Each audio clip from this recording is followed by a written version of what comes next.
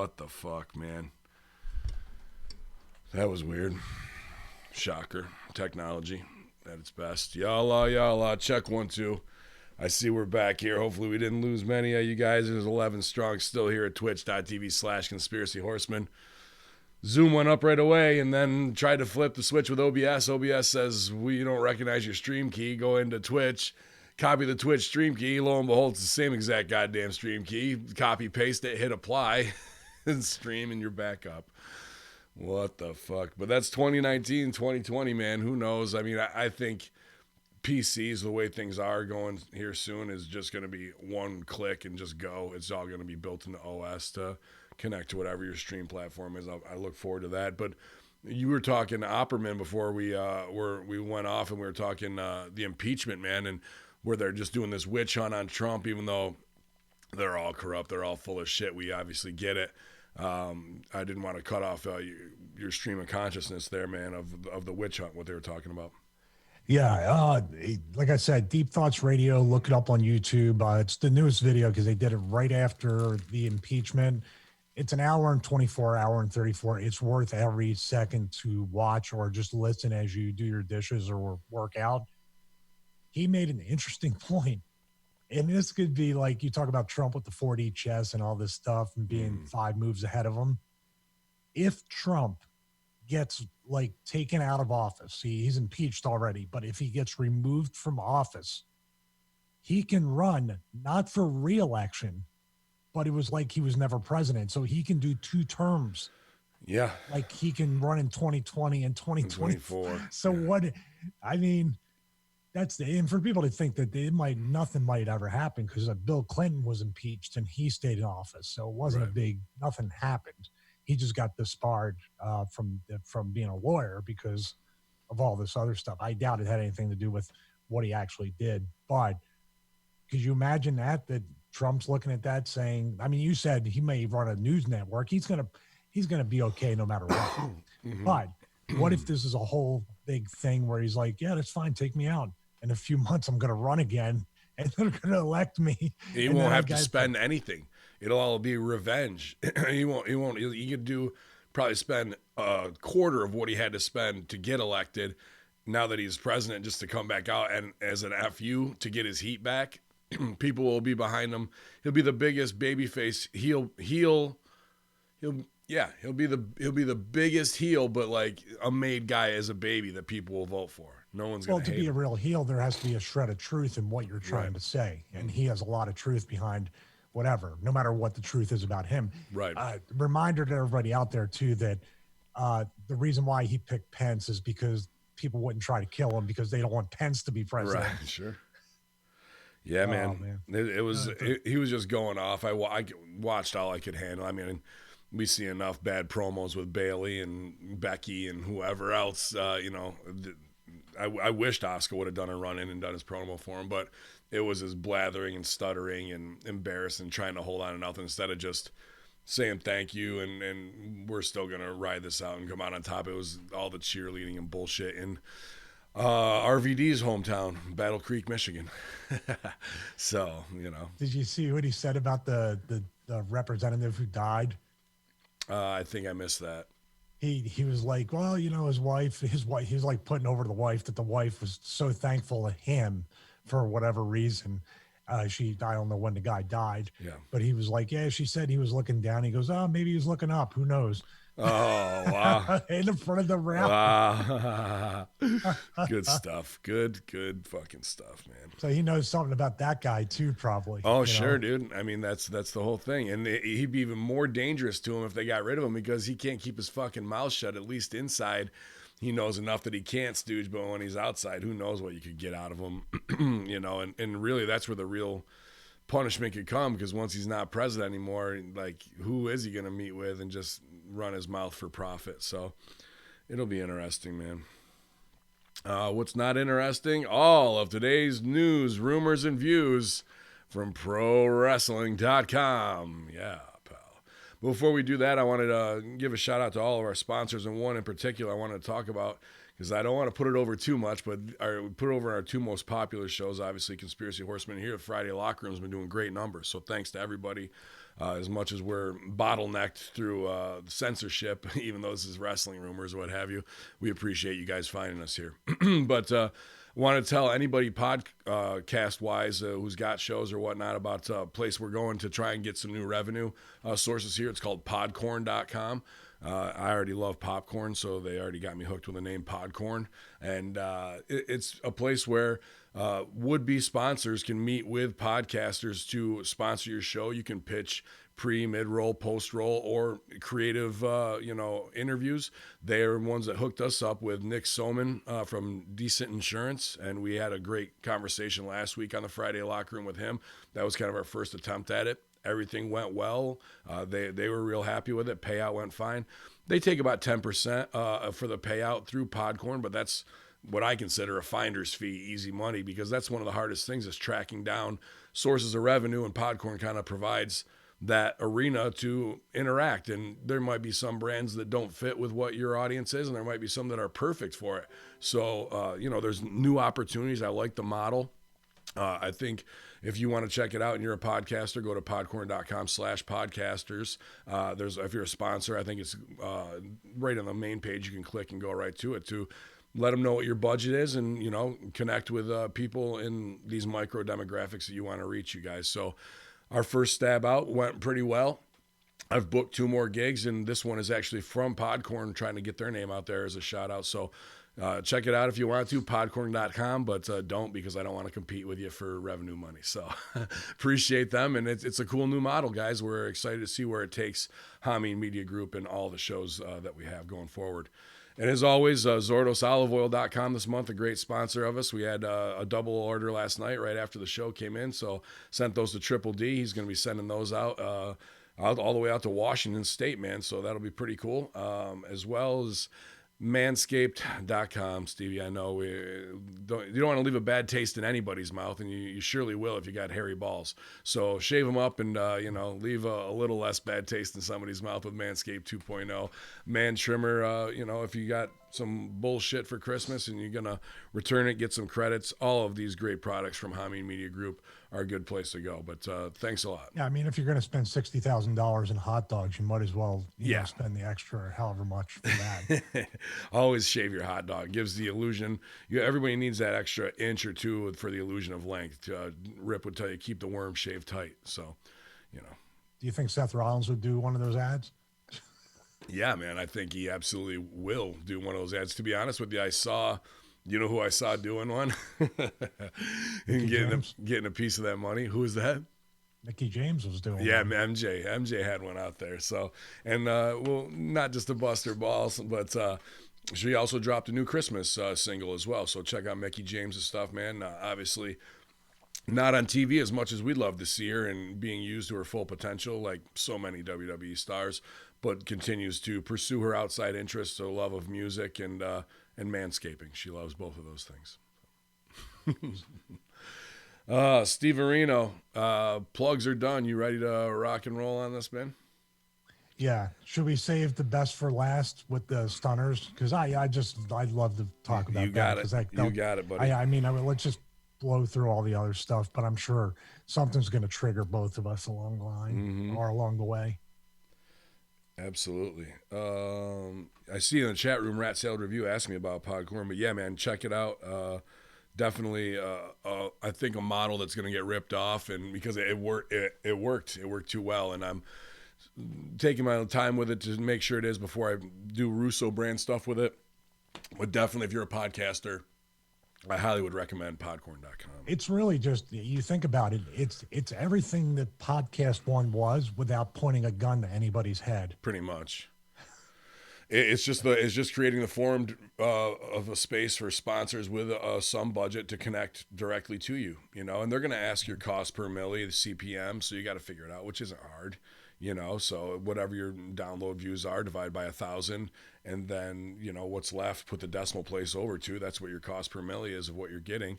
If you need to get your show rates up, do it so you have a better chance of pitching, or just pitch lower numbers, instead of, maybe you're pitching, I don't know, $40 for a pre-roll ad, pitch 10. Somebody might not have that budget. You'll see it has everything outlined, and come up with creative ways. What other thing is cool there, and I haven't gotten any feedback from it, so I may not do it again until I do, but there's a button where you can record your voice. So if you don't want to type everything out with, we have X amount of loyal listeners who are brand, like all that shit, and it's somebody that you feel you can pitch to if you are good on the mic like we are. I was like, let me try it. So I just sent like 60-second elevator pitches, 90-second elevator pitches, and we'll see if anybody responds to those in kind. So, well, here's a question about that, because I was going to ask. It's funny you mentioned that.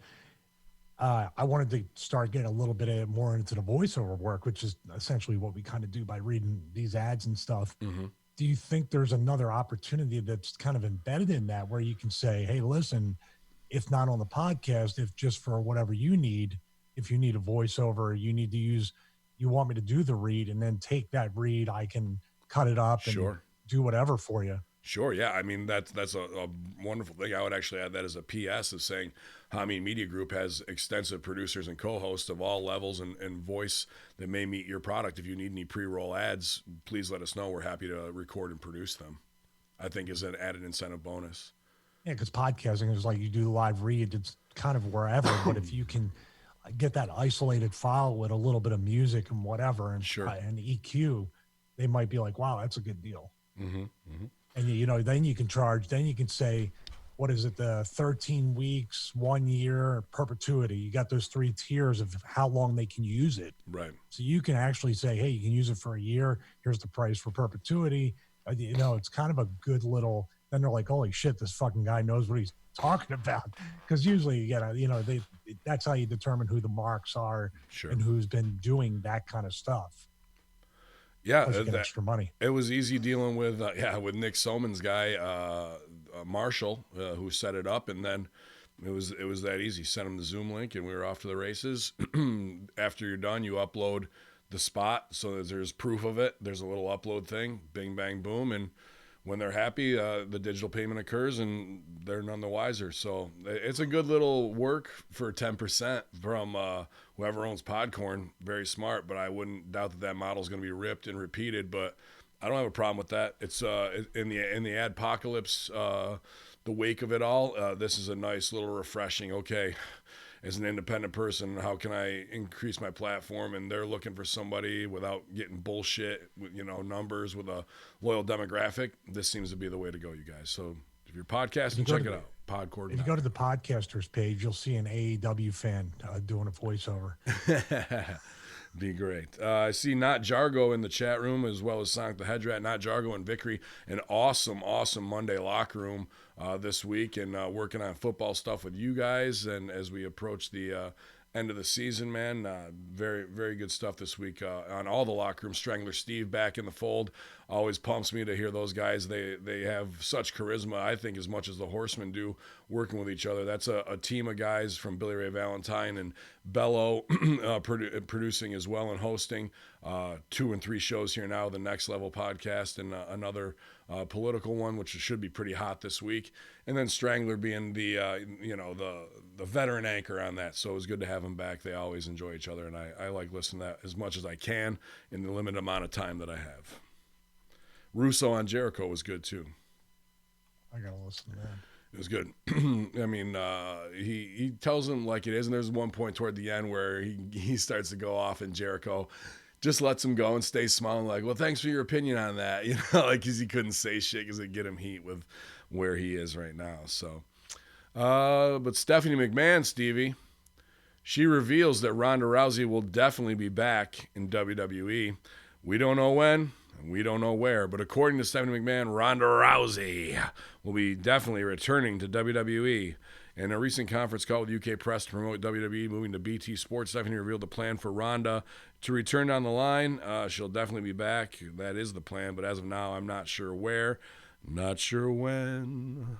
Rousey will be seen, hasn't been seen since WrestleMania 35, where she lost in the main event to Becky Lynch, Charlotte Flair, as the man became Becky 2 Bizelts. Yeah, I don't see a place to fit her in to like pump adrenaline into this women's division that's sinking so fast. Well, this is written a year out, so it's got to be at least a year out. If she has no idea, she just gave up her business on how far ahead they write this stuff, correct? Yeah. And let's be honest. I mean, Ronda Rousey didn't have the steam coming in that she should have if she won every UFC fight. She lost her last 2 fights pretty decidedly. It shouldn't matter in sports entertainment, but that was the credibility that they were banking on, the crossover credibility from UFC. When by the time she was ready to go, and the fact that she wasn't a media friendly person for the longest time, then when she first got there, you can watch this on YouTube if it's still there. That first take interview, oh my God, dude. Yeah. I mean, she probably got trained after that. Maybe somebody pulled her aside and tried to coach her. But wow, I mean, they had a lot of work to do with in regards to that stuff. Yeah. Well, I Not mean, saying she's not a nice girl, but that's the kind of stuff that hurts whatever millions of dollars they invested in her. yeah, and maybe sets up a bad look for Colby Covington too, because they're like, "Fuck, we've been burned already." We got Cain Velasquez, that didn't work out really worth the shit, and nobody's really worth their salt. And then her with her $15 salads and room service, being on the road as opposed to training for a fight and then going to that fight and having fight week is a lot different. And then she's stooging herself off. Oh, I want to have a family, have kids after they just signed her for how much millions of dollars. And she's like, fuck this, fuck them, really, by saying that. And then off the road, cooled off. And we talked about this on Russo. Sure, she's Ronda Rousey, but you got to start all over again.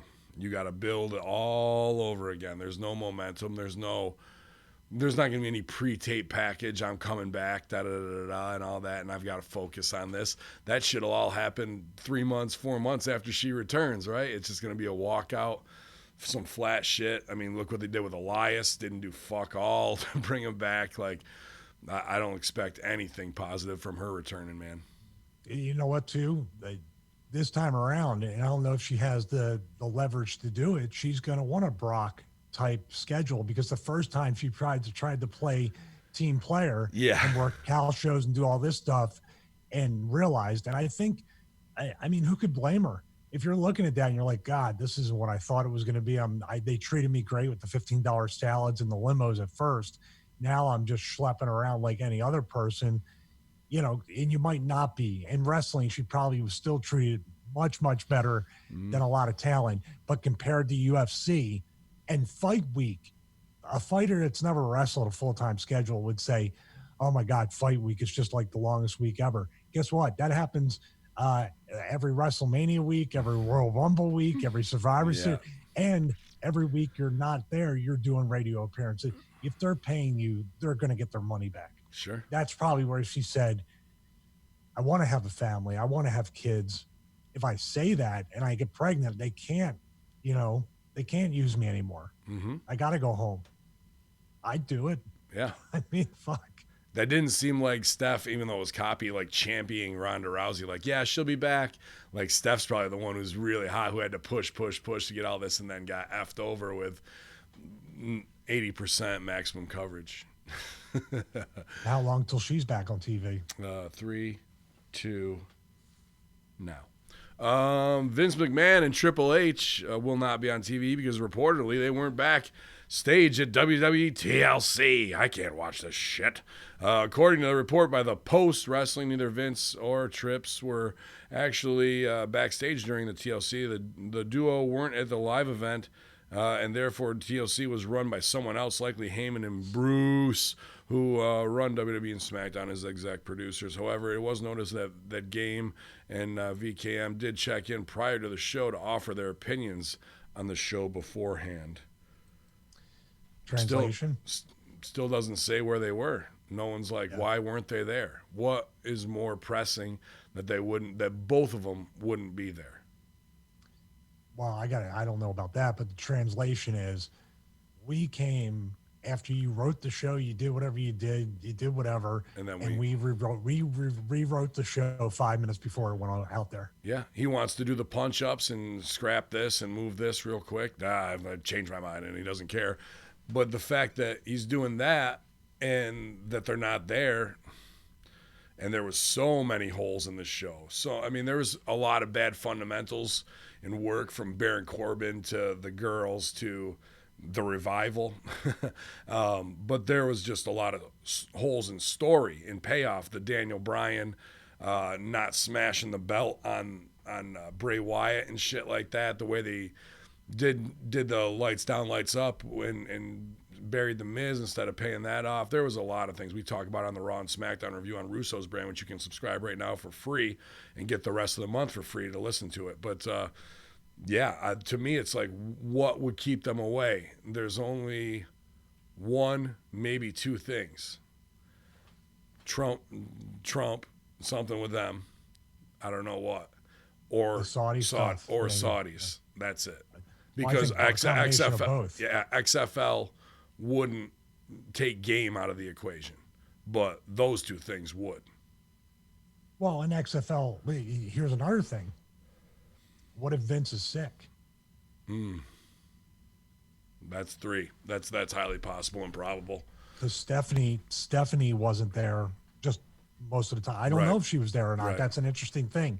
If Hunter and Stephanie were not there and Vince wasn't there, maybe Vince was sick or something happened to where they had to be there. Yeah, there's no talk about Steph or anything like that in any of these. I mean, not that I expect the sheets to fucking know what's going on with the McMahons if they want to kayfabe into something personal. I wasn't even thinking of that, man. But that could easily be it. Or someone like, oh shit, we got to go to the.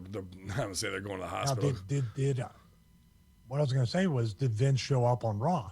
Did he go to Raw? Didn't say. I don't see any articles. If he missed the pay-per-view and he missed Raw and he wasn't at SmackDown.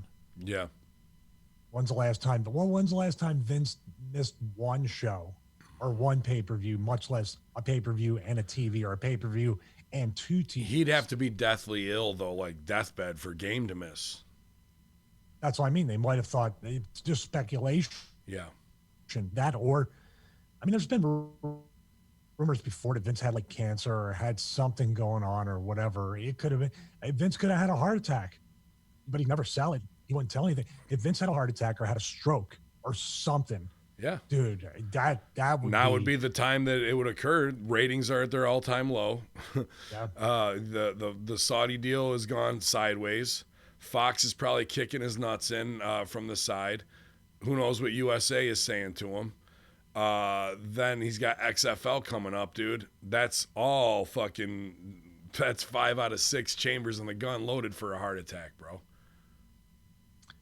Stranger things have happened. Yeah. And for him not to be there, and for Hunter not to be there, and the whole thing too, on the other end, I don't want to gloss over the fact that somebody might have had a heart attack and talk about fake wrestling, but Bruce and Paul basically are running this thing, and aren't these guys supposed to be the geniuses behind both brands?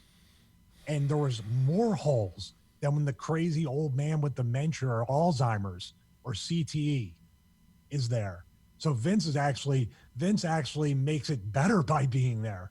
That's nuts. Maybe it's Hunter. Well, if we're talking a sickness scenario, maybe Paul didn't know what was, fully coming or whatever, and they made the switches. But if they checked in that afternoon, I'm not going to say Vince had a heart attack. He wouldn't check in that afternoon to punch up the scripts, but he very well may, as crazy as he fucking is. But so if they said he did call in, I might take sickness and put that as the third choice of a big kayfabe meeting of what's going on, because I don't think in Telegraph, Telephone, Telewrestler that them not being there since Sunday, if it was something to do with sickness, we wouldn't have heard about it by this Thursday when we were recording. Yeah. All right, here's another thing. Another way of looking at it. That Paul and Bruce left it up to they gave bullet points. They didn't rehearse each and everything that was needed. They didn't rehearse every spot to make sure that there weren't any holes in the work or the promos or the storyline. They kind of left it up to the talent more than usual. They weren't handcuffed, and the talent didn't deliver.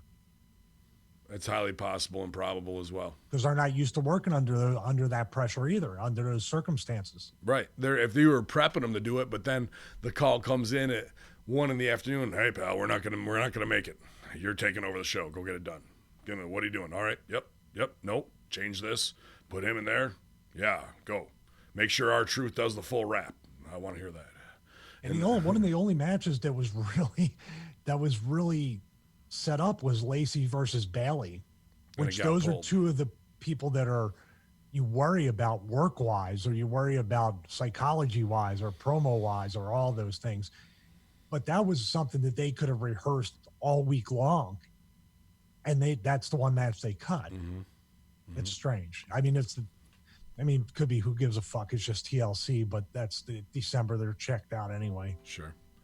Somebody who was checked out in their match was Kiari Sane. Injury update. PW Insiders reporting the women's tag champ Kiari Sane has been pulled from the post-Christmas live events, including the December 26th at MSG. The decision was made this afternoon. Sane suffered a concussion during the main event of Sunday's TLC event and was not active on Raw despite appearing during her tag partner Asuka's entrance. Sane recently told fans she was fine, but WWE's proceeding with caution. I mean, dude, this little girl, I'm not saying whatever because she's had quite an extensive career in Japan, but dude, whatever they are, 4% body fat, 111 pounds, and taking ladder bumps and tables and all this shit. What do you expect to happen? There's no cushion. There's no muscle mass. There's no fat. There's no size. There's no ability to absorb the blow from somebody who's big and pillow-like to take a bump with. Everything she's taking is bone rattling, organ rattling, brain rattling fucking bad, dude. Like that, it's just going to keep happening over and over, and not just with her, with Alexa Bliss, with whatever little hot dolly you want to bring up on the road and make her seem like she's a badass motherfucker. Well, once she takes that bump and those eyes go glossy, nobody's a bad motherfucker, and they never will be again at that size. They just can't ever truly ever recover again. And she cost herself money, and whoever did it to her cost her money because those post-Christmas shows, especially the Garden, I think, still draws. Yeah. So whatever money, now you're out, and if you're not on a weekly, you're not getting paid. So if you're on like basically pay as you work, it's whatever. I mean, they're not going to learn, man. They're not going to learn. I'd serve Red Badge of Courage or whatever to wear, and she's fine. Yeah. Well, I want you pointed Come see us in 10 years. Yeah, if you can. We pointed out a little bit on the other show, and somebody hit me up online saying, Hacker, I agree with you. I was noticing it too, but I saw Charlotte and her 2 weeks ago when they faced off. Get it? Like there was some receipt shit in there. There was some stiff stuff, and Charlotte looked like not in character, like she was hot. And we talked about this strong style, Japanese style versus American classics and whose ground you're on. I think she stiffed Charlotte one too many times and possibly on the house shows. And then in the locker room, shit's going to go how it's going to go. Oh, shit, she stiffed me too. Fuck this bitch. We'll teach her. And they give a little bit, and now we're off to the races with like, all right, so maybe Carrie's like, yeah, I'll take it, and I'm not going to sell it. I'm going to keep doing me, which knuckles down. I'm not saying she can't. But then in this match, I noticed it, dude, right in the beginning. Charlotte was fucking taking some liberties and getting more than one stiff shot in on her. And I don't think it was the bumps or anything like that. I think it's these girls got some heat backstage and they're fucking working real snug, which I don't mind. But, like, obviously, look where it leads. We had a broken nose, 2 guys get color, and a fucking concussion on TLC, all from main event players. On a pay-per-view nobody cared about that the owners didn't show up for. Yeah. Well, I mean, dude, it's been fostered and encouraged from NXT. So you can't blame these girls that were in NXT and they're being like, that's what we want you to do. Mm-hmm. That's what we want you to do. That's how you got over. That's what we want you to do. And they get up to WWE and I don't say it's a different story, but maybe everybody's getting worn down. Maybe Charlotte's got injuries. Maybe all these other things. Hey, we never got any kind of outward punishment for Nia just punching Becky right in the fucking face and breaking her nose. Mm-hmm. That's stupid. I mean, that's like turn around and you're just like punch somebody in the face. I mean, come on. And they'll do it as a little total divas thing like they did with Ronda. I'm so sorry. It's so good to see you. Can we just be friends again? I was going through so much at the time, but now I'm at the performance center and I'm training. I feel good. I'm back. I can't wait to get back, you guys. Wait, you were going through someone? So that's why you stiffed me? That's what I would say. So you did take it out on me somehow, right? Some way you were pissed about something and you looked at me and you punched me in the fucking face. But I just want to be friends again. I was going through stuff, and I just want to let you know I think you're the best. You're the best at who's ever done it, and we all love you here. What would you? If we were just sitting there, then now the first thing we would do is stand up and say, "Oh, so we suck. So that's the fucking best." And oh, what about me?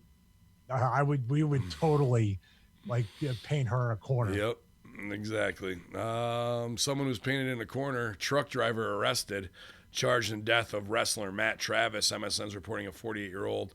Luke Vu has been arrested in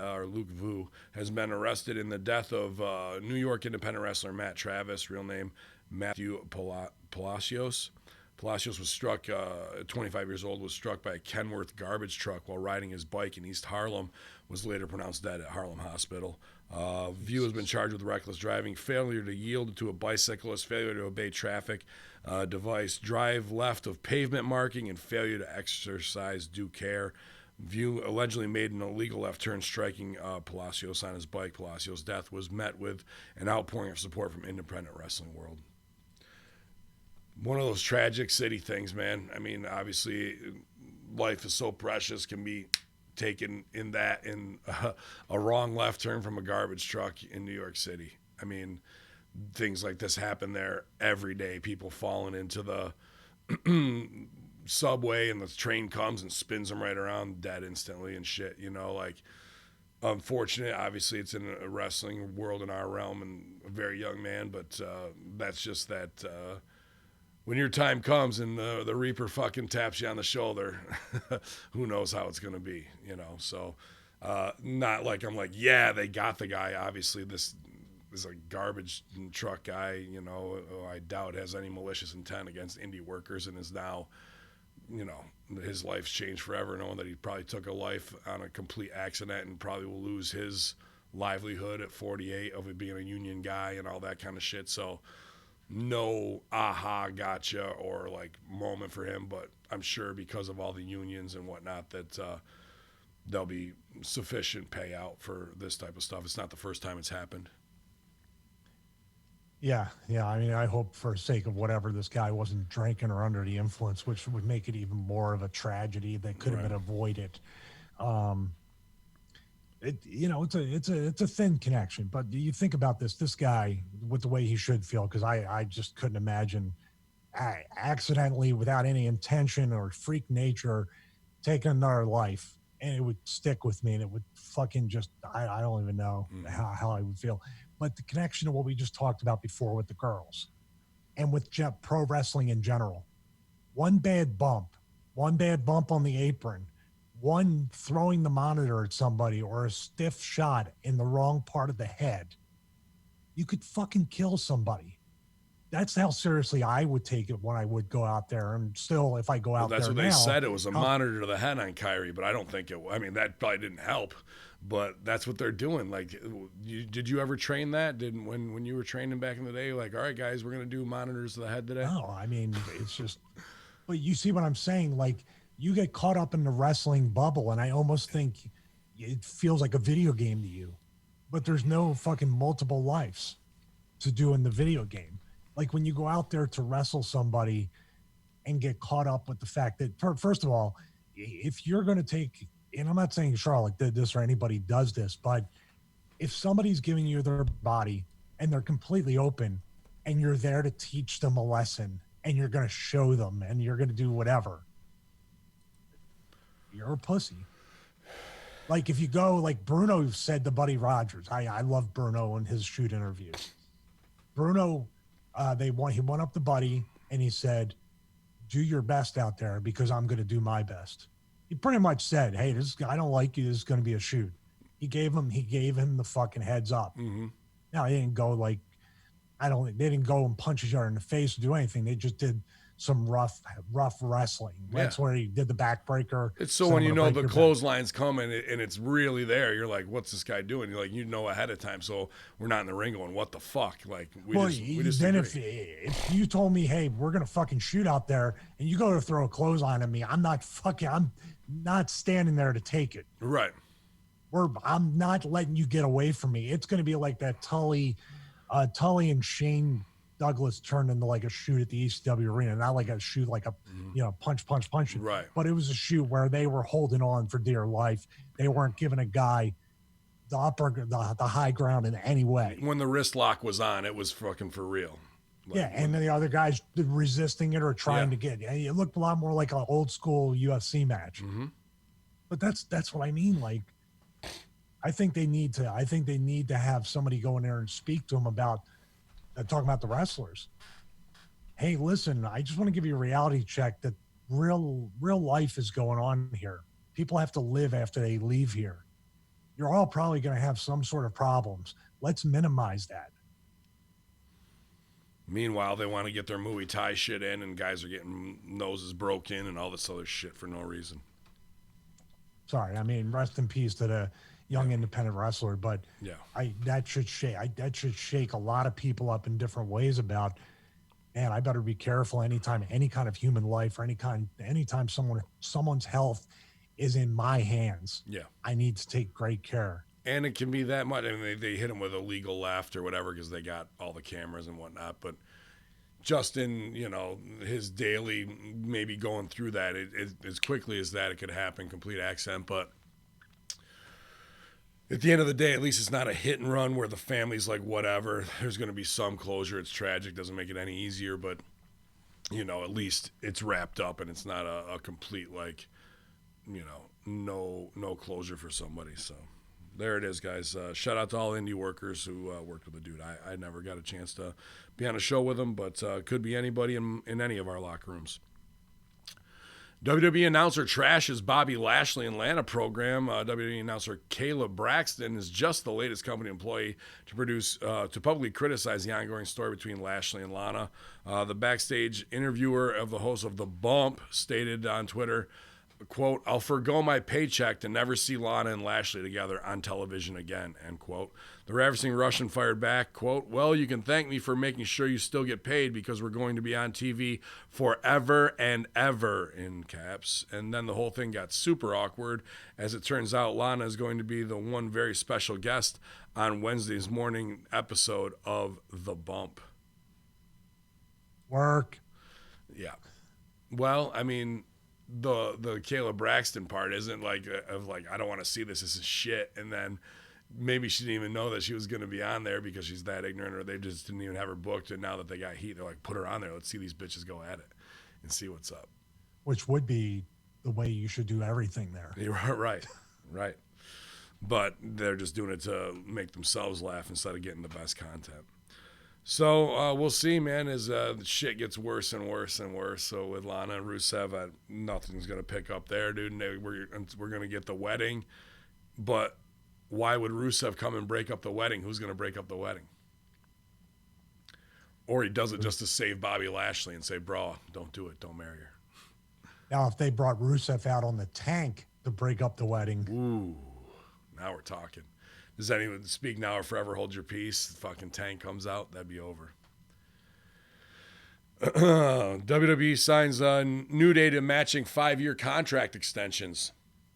Fans still hoping out for a match between New Day and the Elite might want to finally throw in the towel. The following news that Kofi Kingston has signed a brand new 5-year deal contract with WWE can now confirm that all 3 members of the faction have signed matching deals to remain with the company throughout 2024. Kingston's announcement was first made on the New Day's podcast, Feel the Power, while news of the rest of the group are re-signing broke on WWE backstage late Tuesday night. The trio were able to negotiate for equal compensation for all 3 members of the team.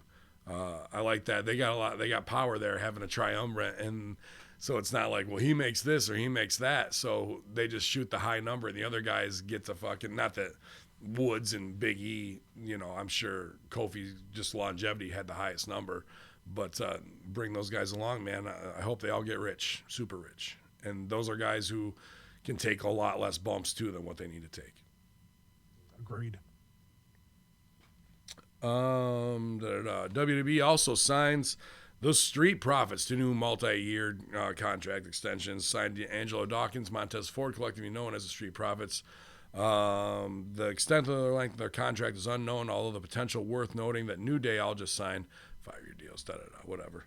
So no money discussed, but that's the thing. I had read the other day on Twitter, people are like, all right, if you're going to be on the main roster, you got to get re-signed for the money that you should be making, because I think they were making their NXT $750 a week when everybody else around them on Raw is making something with an extra 0 or 2 on the end of it.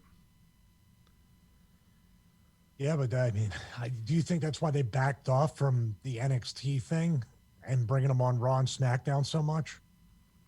Why they backed off? What? Just like after Survivor Series, we thought, oh, well, they're going to start infusing these guys. Sure. But then they would turn around and go, I'm making $750 a week, and now I'm working 3 TVs a week, and you're putting me on some house shows, and I'm still making $750 a week. And they probably said, man, if we do that for 40 talents and give them full-time pay, then what's our bottom line going to be? Mm-hmm.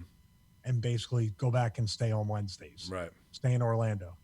Yeah, no, I would say. I mean, it's not a dick move. It's just like we can't do that. No, especially with travel and everybody figured in. And then it's going to breed more jealousy. And then especially if those guys are going to get to work with Colin Jost and the other dude from Saturday Night Live, which I got to believe they're building to with that shitty segment they did. Those guys would be coming in for X amount of $100,000s of dollars. And then they're like, oh, have a match with these guys and we're going to pay you $750. Okay. It's just usually the way it goes. I've been in that spot. Yeah. I don't know if you saw the return of the belts on NWA, but the television champion's back. Championship is back, and 12 names been revealed to compete for it. First name announced is Zicky Dice, who defeated 2 opponents in the triple threat match to qualify. The question mark, Colt Cabana have some issues to deal with after Cabana was screwed out of the NWA National Championship to be involved as one half of the wild cards, both of the Dawsons and even the champ Nick Aldis himself. So Zicky Dice, Ricky Starks, Colt Cabana, Caleb Conley, Trevor Murdoch, Thomas Latimer, the question mark, Eddie Kingston, Tim Storm, Zane Dawson, Dave Dawson, and Nick Aldis. I don't see my name on there anywhere. It's weird. But that belt was actually made by the same belt maker. I'm glad he's getting his props now from Central New York, the dude who made the Middle Eastern title, the Northeastern title, which is very similar looking to this belt without the red on it. But I'm glad this dude's getting to put his craft to work, man. He makes some of the best custom belts I've seen at a great price. And the remake of this one was very cool for them to pull it out on there. And then I went on Facebook and saw that, he put it over. It's like, oh, man, that felt really good. So I was happy for him. A Dynasty and Immortal Championship Wrestling guy took a $5 face slap that one where we were in the ring. And it was me, you, and Sal, and I slapped the shit out of him super hard in Amsterdam. Yeah. That was the show you went off on that one dude at Merch. That was awesome. And dude, so that guy's a hell of a belt maker, and I was glad to see his stuff out there, dude. That's probably my favorite belt. That and the U.S. belt that's not the first one, but the second one they had that looked like that one. Mm-hmm. Yep. Really good stuff. It looks like the old WWE would do that too. It looks like the old AWA tag titles too, like that red and whatnot. Yeah, I think there was one guy making like all of them at one point because even the Western States Heritage looked a little like that. Yeah. It was all. I wish WWE would go back to the old school look. They would sell so many more belts with the tag belts and go to. I don't know why they got rid of the Intercontinental one. That both of those are getting redone too. That's not on here, but I saw that in the Hamin Media Group from William Allen. The IC belt again. The IC belt and the tag belts are getting redone. One can only hope. But even the world belt, bringing back the wing belt would be really, really cool. Absolutely. I'm hoping that they contacted him and he's doing it, but I don't know. I see more corporate branding bullshit, but his stuff looks really great, and he did the new NWA belt. So I wouldn't mind, getting a shot, being in the mix at that. But then the problem is not the problem. It's good, but when you're TV champ, you got to defend it every week on TV. And me wrestling versus me doing character is two far different things every week. You got to have a wrestler to work that. Well, no, I mean, you get booked every week on TV. Then Sure. You got to work. Sure. You'll get better. Don't worry. Yeah, everything there was so old school in OVW. There was nothing where I was like, I could work this style for 15 minutes. I don't got a problem with that. And the longest match on the card was 9. And I do my best work in 7 to 8, getting over and getting the fuck out of there. So I was like, yeah, baby, let's do this. So. I would for something like that. For that, I admittedly it'd be cool to be a part of. Just to have, because I've been a work on different productions throughout different companies throughout the years, but that would be like almost transporting myself back in time to be in that studio. Yeah. It'd be pretty cool. It's when you first broke in at 25. Exactly. Jargo says the question mark may be the best gimmick on the entire pro wrestling world right now. I can't disagree. I love the odd couple, the weird thing, and him and Idol, or Aaron Stevens, whatever you want to call him, back and forth. Aaron Stevens wearing the nude trunks and Rip Rogers pink knee pads. Hilarious, so good. The karate gi. He's even said he's a 3rd degree black belt, and then he put the 3 stripes on his new title that he won on the back on the new show. Just perfect. I hope it takes him everywhere he wants to go. What was weird though, and this isn't in the news, we've talked about this, and Aaron Idol has always been awesome to me, man. But we talked on Conspiracy Horseman when he became a 32nd degree Freemason, keeper of the Scottish Rite, which is pretty highest of levels, and he's been a Mason for a long time. And then I saw this week on Twitter where he retweeted some guy gave him from a lodge in Georgia, 205, I believe, 205 Live Lodge, that his dues were paid up and he's an honorary member, and he gave him 3 big Freemasonic metal coins, compass and square, all seeing eye, and Idol retweeted it, put it over, and then not HB, I see that's head bitch in charge. What is it? SMIB smote.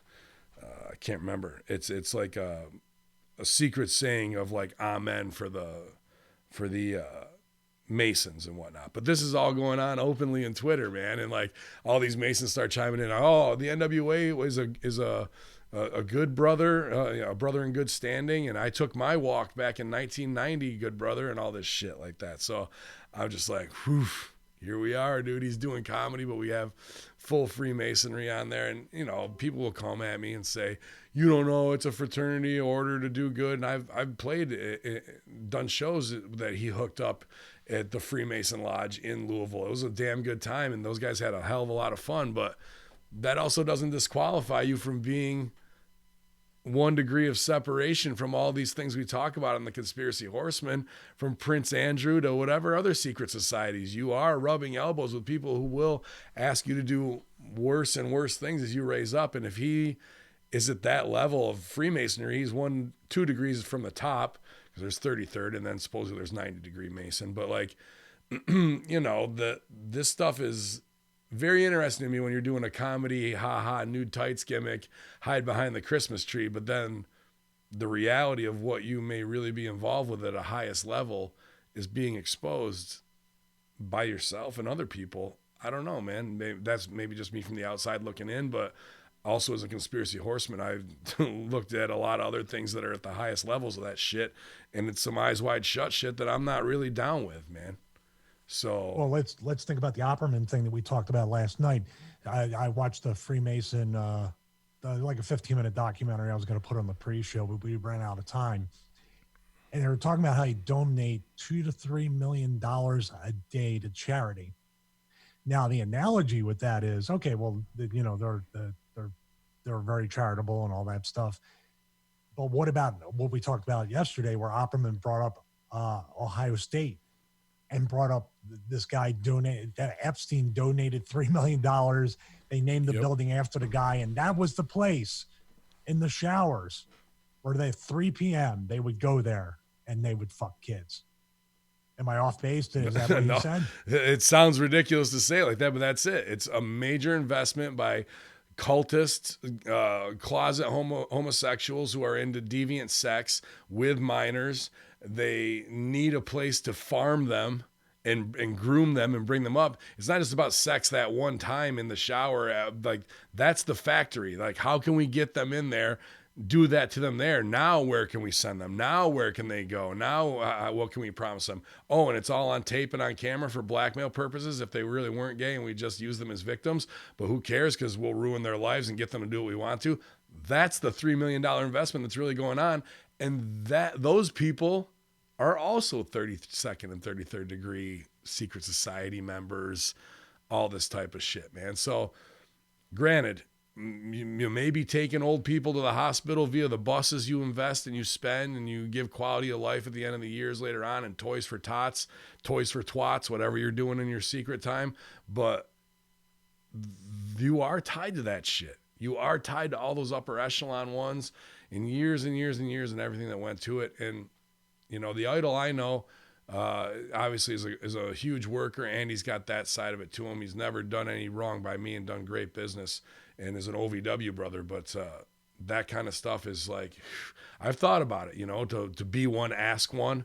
Okay, well, what does it really mean aside from paying in X amount of $100,000? Sure, you get the business connection. Sure, you get the backdoor deals, but what does it really mean to get to that highest level, and what are you willing to do and keep kayfabe? Because if I saw some bullshit like that, to say we signed up and I got the 20th degree or whatever the fuck they fast track you, and I see some bullshit going on, I'm gonna fucking start throwing punches, dude. There ain't gonna be no fucking whatever. And there ain't nobody in the lodge big enough, except for maybe Idol, where they say, oh, you're gonna break your vow, you'll get killed or murdered. I don't think they do that. All that little threat bullshit. Guys like to live in a fraternity under that. But like, you want to fuck around and do something to me, I will fuck you up based on some immoral choices that you make to put over a fraternity for hazing. And I just go to the Moloch stuff and Alex Jones at the fucking Bohemian Grove, all tied in.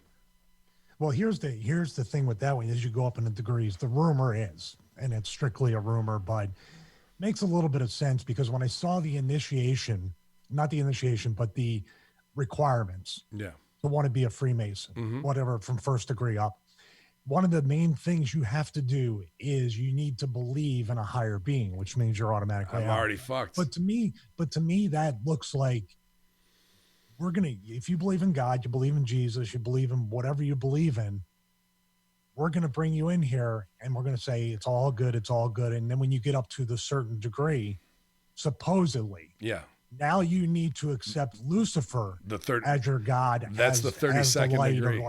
What's that? That's the 32nd degree.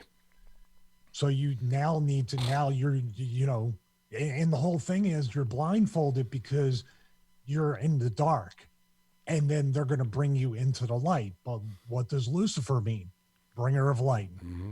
So it's very, dude, it's 1+1 shit. You know what I mean? You can tell us we're fucking workers. You know, when you have a secret and you're trying to keep a secret, what's the first thing a worker thinks? What the fuck are you trying to hide? Yep, 100%.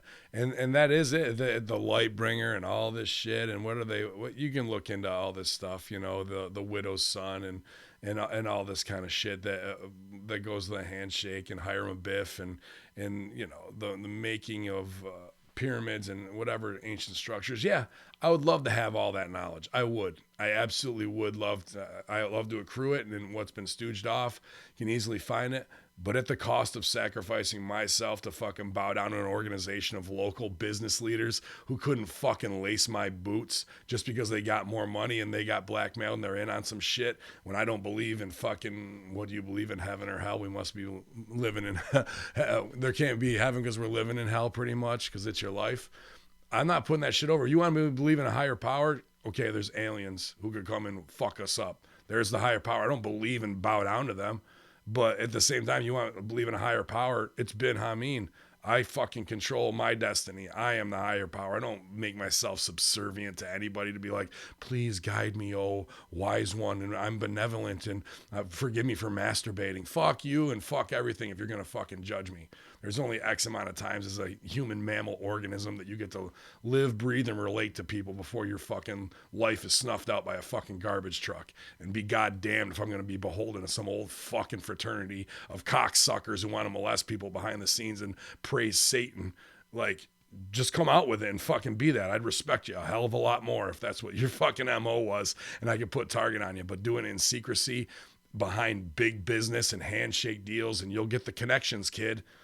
I'll make my own fucking connections in my 80 years on this fucking rock. Oh, here we are, pitched alien gold episodes instead of doing the real fucking work, right? Well, it's funny you say that because I'm not addicted to those gold shows, but there's so many of them in the Klondike or in the fucking Australia or whatever. There's a new one. These old fucking timers are on the side of in Alaska, maybe, on the riverbank, and they got some shitty winches that they took off of old trucks or whatever. They got a tent and they got a little fucking sluice box. And the whole thing is like, let's get it up the river to the next spot. This will be a good spot. And they get it in there and they're like, yeah, high-fiving. And all right, let's run some pay, boys. And then the old man, it's all slick river bottom. We fucked up. The whole thing, the 60 minutes of show, watching these assholes move a sluice 200 yards with shitty rigging and winches in the fucking Alaska, only to go, we done fucked her again, boys. There ain't no gold here. There wasn't any fucking gold there. Like any flakes they showed up, the producers had them from another show, dumped it in the pan and rolled camera. They got some old cocksuckers out there that they agreed to pay 50, who were prospectors, that they paid 15 grand an episode to, and now they're doing complete phony fucking gold shows. It was so easy to fucking look at as a work. I go, dude, they would have done the same exact bullshit with us. Yep. Oh, fuck. Sorry, I'm ranting hard this morning here in the locker room Friday. No, it's good. Making friends. That's the name of the title of the show. Making Freemason friends. Yeah. Nick Aldis debuts new faction on NWA Power. The fate of Camille revealed. They furthered that with Aldis insulting himself on Tuesday nights, all an episode of Power, and is revealing his it's not insulting, insulating himself on Tuesday night with an all-new episode of Power, revealing his own faction. Aldis closed out the show across the ring from long-time rival Tim Storm after a verbal dispute between the two led to a shoving match. Storm was then attacked from behind by former tag champion Thomas Latimer and Royce Isaacs, collectively known as the Wild Cards. Camille, the champion's former insurance policy, rushed the ring and admonished the new group's actions until revealing herself as part of the master plan, dropping Storm with an unexpected spear. She said she played, offensive end on a guy's team. She's jacked, she's sexy, she's tall. I don't know if I like her taking out Tim Storm with a spear, though. Even though they already got heat on him, you know. Are they trying to turn her into NWA China? I think so. She's not as jacked, but there's no doubt about it that she's as athletic and as jacked as Charlotte Flair is. So, yeah. I mean, I've seen her before, but I don't know if that would be. I don't know. Yeah, I'm with you on that. That shouldn't be something to establish heat. That should be something to, like, a spot within a match where the guy isn't seeing it coming or any of that stuff. Right, right. Yeah. Just to get her over is that there could have been more, but she's definitely easiest on the eyes to look at in wrestling right now. That's for sure. Why is she kissing? I see her thing. She's with one of the tag team guys. I think so, yeah. Once again, like, I don't know if she does a certain gimmick, but then she's doing her swimsuit photos and stuff like that. It's like, you got to have some kind of mystique. I guess there's no such thing anymore. She's tweeting everything out and responding because here we are again. I'm not saying I don't know this young lady. She's damn easy on the eyes, and she looks hotter and better than anybody else in wrestling right now, body-wise. There's no doubt about that. Katie Forbes is her own thing. But I had this issue with, I don't know how green she is or whatever, where they found her, how long she's been working. But if your gimmick is silent, you stay the fuck silent. You even on your Twitter, you just do pictures, even if it's just GIF takes of you responding with looks. You stick to it. You don't put over the other stuff. You know what I mean? Because that makes people want to know more and more and more about you, and will drive your price up. We had this girl Lana in OVW. I think I've talked to you, and her voice was worse than the other Lanas. Man, whatever it is with these Lanas. But anyway. Rip wanted a ribber for whatever. She had huge gimmicks, hot ass body. He put a bag over her head, and that was her gimmick every week, to come out with a bag over her head. And people wanted to know who it was and how the hot chick. She would even show up to the fucking arena with it over her head. We would put masks on her when the bag got kind of old and whatnot. We did all these things with Brian Alvarez and Ted the Trailer McNailer, Man Beast, where she was with Man Beast. So Man Beast would be cutting the promo, and her head would be cut out of the shot, but her big gimmicks would be over his shoulder that way, like rubbing it, you know what I mean? So we never saw her because Rip knew she was a camera whore for it. And because of that, it became the Rib, and then we got it over, much like Lana Lashley. Her family shows up to come visit her at the fucking show that day, and like we've built this. This is the whole thing now, and it's over. She comes out without it on to show off, like, look, mommy and daddy, I'm wrestling at OVW and all this shit, instead of paying the gimmick. They know what their fucking daughter looks like. They know that you got big fake gimmicks. We get it. Like, instead of had to have my time in the sun, off TV after that. I promoted her in front of the whole locker room afterwards. I go, and I was nobody at that time, but I was running DCW still. I go, we spent 16 weeks building this, and because you wanted to say hi to mommy and daddy on camera, you fucking just blew it. That angle's off. You're out of it. That everybody here take a lesson on protecting your business. Crying, hated me, da-da-da. Left OVW 2 weeks later. Not my intention, but if you're going to fuck up what we did, even if it was a rib as creative and you're getting on TV, and you're going to fuck it up, I got no use for you. Not saying that's the same thing with this young lady, but case in point, your whole thing has been silence. And if you're talking on Twitter, you're killing the big moment to when you say the most important thing. Lesson be learned. It's all about your brand, I guess. But 74,000 people that could be watching the show are going to be completely disconnected one way or the other from Instagram to YouTube. Yeah, maybe. Do you want to talk a little bit about their business model? Yeah, we can. We didn't kind of get to it, on Master Shoot, but we've talked interesting wise, Lagana and whatnot, and they're posting all their pictures of success and their cast, and they're building a good time, and definitely could have a hand in it with Billy and whatnot. But I looked at it and I was like, okay, what is the model? Let's see what does Ben Hamin have to offer, production wise, in ring wise, but also strategic planning wise. Don't forget the website and social media. I got a couple things I can offer, but I looked at that first episode, 580,000. Then by episode 3, they're at 330,000.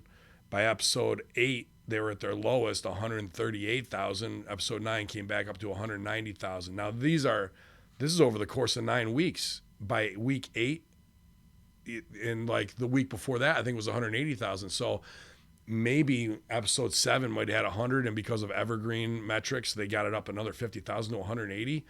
Dude, 180,000 for a paid roster where everybody on there is, you got to fly them in. You got to hotel them up for X amount of days. You got to pay their nut for X amount of matches, whatever you can get them to agree to. Instead of, I get 800 a match or whatever. Well, we need you to work 6 matches. Okay, well, then I'm going to need, instead of 4,800, 2,500, you put me up or whatever.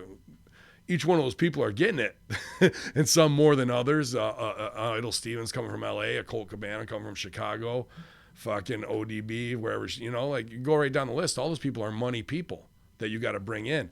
And you're only doing 138,000 on YouTube with no guaranteed money. I mean, it's not like they have sold ad space where they're cutting to commercial and it's, Enterprise car rental that paid them $40,000 for that exposure, which we talked about cost per click. If they would have, I'm just hypothetically saying, paying $40,000 for 130,000 views, let's lower it to 120,000.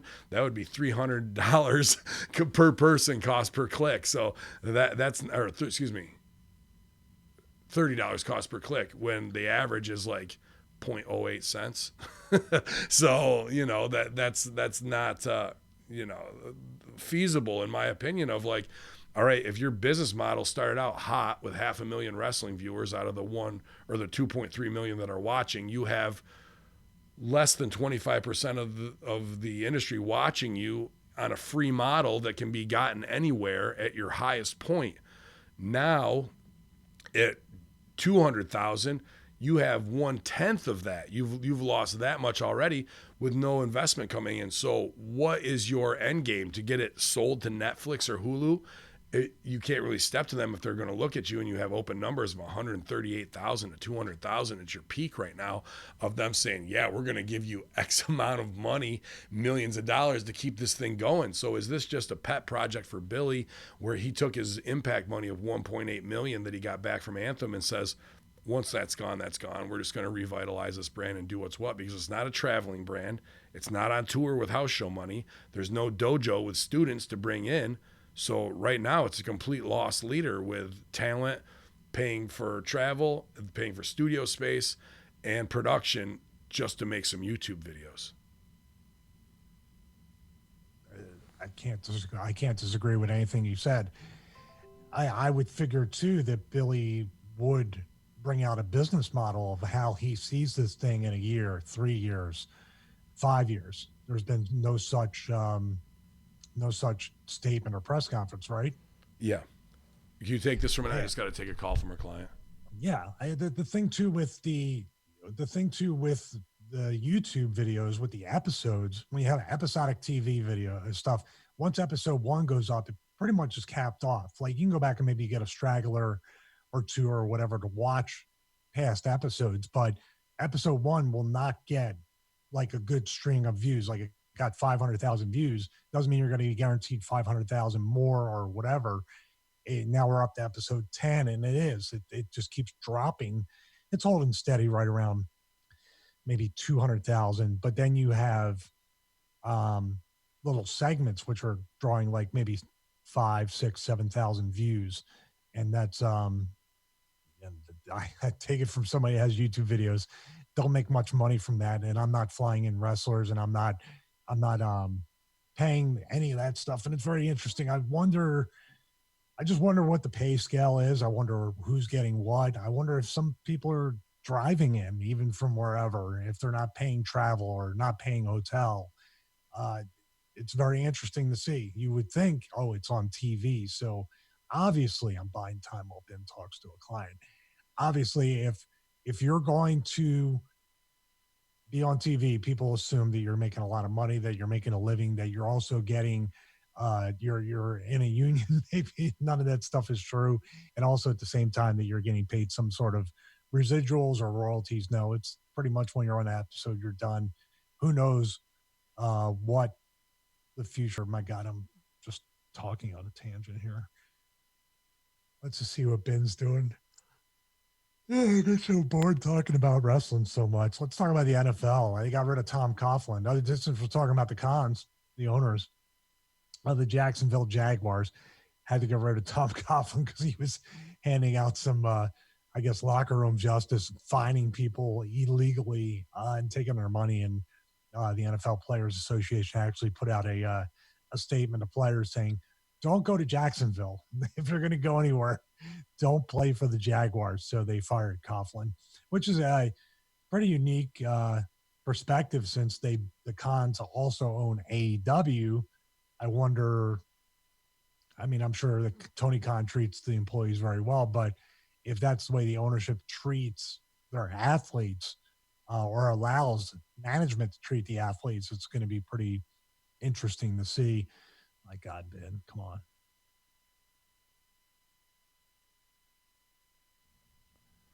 Sorry, Stevie, just on with Cooperstown Connection. I'll put them on right now. You're live on the Friday Locker Room as well. Giving a shout out to Cooperstown Connection, all the Hamin Media Group, great sponsors. And you can get MLB jerseys 50% off today in Syracuse and Utica, as well as 30% off all youth MLB jerseys, Stevie. I want to book my flight right now.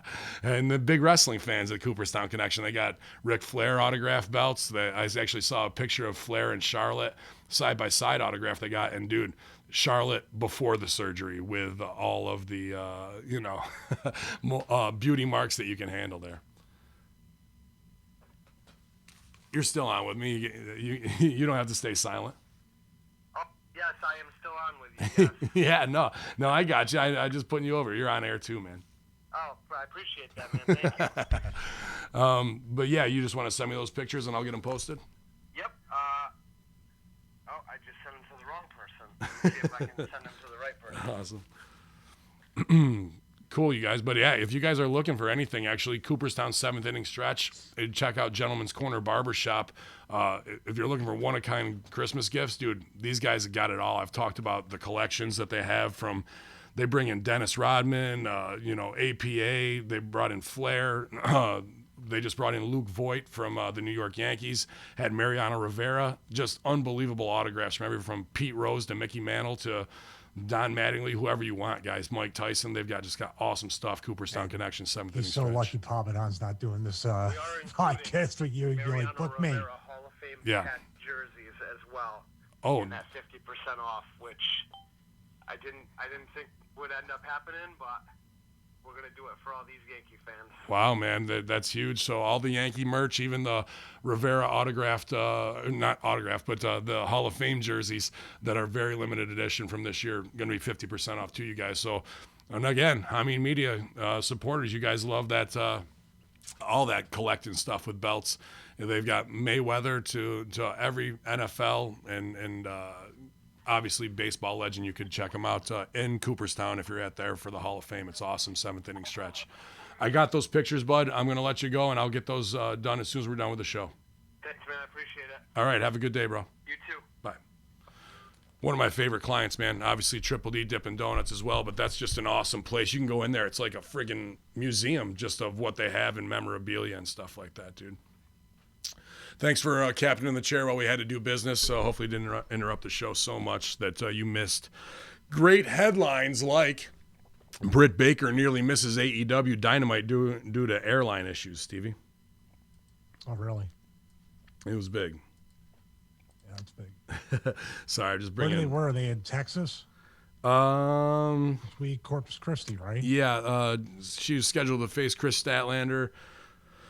Tweeted she had been on the runway for more than 4 hours. Around 12 p.m. earlier that day, she noted the flight had been delayed again, getting into Corpus Christi. So, yeah.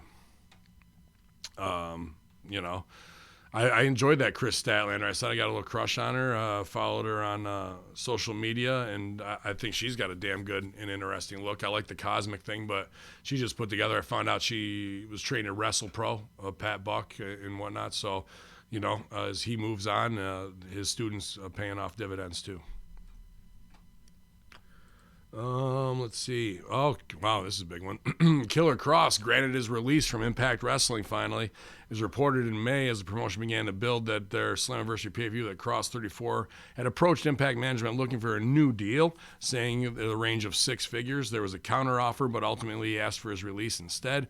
Kross did end up working Slammiversary in a first blood match against Eddie Edwards. He's not been seen on television since, but has remained vocal on social media in an attempt to gain his freedom from the promotion. From the Impact side, then argument was that Kross had to join the company with relatively no name around him, and due to his work on Impact Wrestling TV as well as his appearance on Indies and AAA, his stock rose massively in 2019. I can't disagree with that. I'm definitely going to reach out to him today to see if he's interested in coming on and doing something. But obviously now the hottest property in all of wrestling. Got to be him and Luke Harper coming up soon. It's got to be presented that way, though, because he's been off TV for so long. You got to kind of reestablish that he's got to show up somewhere, like an NWA or somewhere, just to get his face out there for a short time. Mm. Here's the thing. Now that was it. Was that Impact talking about like he came in with relatively no new name and his stock rose? Yeah, by being on their TV. No, that was just the copy. That was an Impact copy. You know what I was gonna say though. Like, yeah. So basically, you're saying well, we did him a favor. He's over now, so that's enough. Right. For, which wrestling promoters do, and I can see it being like they just looked at Kross just like they looked at Eli Drake, like they looked at Lashley, like they look at everybody else. Well, they're going to get over. We're going to get what we can out of them, and eventually they'll go to the library. So when they go to WWE, we can have Impact Plus and have them subscribe to that. But we're not going to pay them. Mm-hmm. They have the mindset of dollars and cents, of bean counters, just like when Dixie was running it. When you use, I don't know what Billy, probably this maybe the same thing. When you got up to a certain amount of bookings, that's all we could afford to pay you that year. We'll send you home. We don't care where you are creatively. And they've done good with creative with a lot, with this indie model, paying guys way less, definitely not six figures. And Kross is worth it. He's the guy, if you were really going to invest and take somebody to the top and really try to compete, which I don't think Impact is. They're doing it a different way. You know what I mean? But this guy is a crown jewel in any company. And I don't know if I agree with you. Like, show up and I'm here to sit under your learning tree. Why would you have him show up in NWA to like get his face back out there? I think he's well enough known that I would want him to show up in WWE or AEW. That like him showing up there is turn the channel, whatever. If he goes someplace else first, it's going to be like seeing him and take a little bit of the bloom off the rose, in my opinion. Well, no. I mean, I don't mean he goes there and he stays in NWA. I was just saying NWA's got the easiest visual thing to get into right now without really having to probably politic. I think he just comes in, does his deal, does a set of tapings, destroys, and then fucking moves on. Just so you say, hey, I'm fucking still here. Something like that. Or don't sell yourself short at all, Kross. Don't put your energy into wrestling. Go into Hollywood. Yeah. Dude, he's every bit of what Nathan Jones, and he can talk and he has charisma. So Nathan Jones made a hell of a movie career for himself for that short time. Yeah, I think he's 10 times. I think he's 10 times what Nathan Jones is. But I'm saying, maybe you're doing what Bray Wyatt's currently doing and wasting your time in pro wrestling. Yeah. Short of showing up, and I'd like to see him in AEW and beat the shit out of Dustin out of nowhere. I think him and Dustin could fucking kick it off, and that would be something where they both would get over Mega, because Dustin needs to reinvent himself as Dustin, this new era of what he is, and Kross needs a big target. And him taking out Dustin is just a fuck you to Cody. The program can be with Dustin, but it's all about Cody. You know what I mean? And then he does something to intimidate the wife and all that kind of shit. We got everybody going after Cody. It's just like, it's too much, man. I know, but that's the highlight. He needs either that, or I don't think he can go at Bray.